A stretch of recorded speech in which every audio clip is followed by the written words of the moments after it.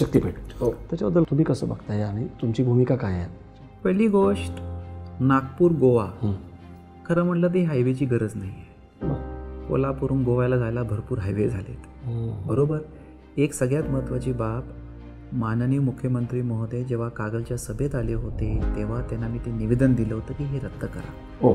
असं नाही की इथं आल्यानंतर मी भूमिका असं नाही, मी तेव्हा दिलं होतं. त्यांच्या भाषणामध्ये माझं भाषण मागे यूट्यूबवर काढून बघा, तेव्हाही मी त्यांना उल्लेख केला. नंतर कारखान्याच्या ऑफिसला आल्यानंतर निवेदन दिलं होतं ते रद्दच व्हायला पाहिजे.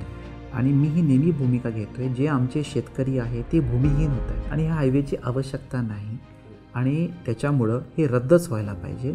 आता ते रद्द झालं नाही रद्द झालं, मध्ये आपले जे कम्युनिस्ट पार्टीचे सगळी लोकं होती त्यांनी निवेदन दिलं होतं. आजच त्यांच्या एका कॉम्रेड सहकारीशी माझं बोलणं झालं की कोल्हापूरमध्ये एक मोठं अधिवेशन घ्यायला पाहिजे, त्या आदरणीय पवारसाहेबांना मी विनंती करतो. त्याच्यामुळं ते आता इलेक्शनच्या तोंडावर माझं मत आहे की अशा सगळ्या एक घोषणा हे नाही करणं आणि दुसरी घोषणा त्यांनी करणं हे चालू आहे.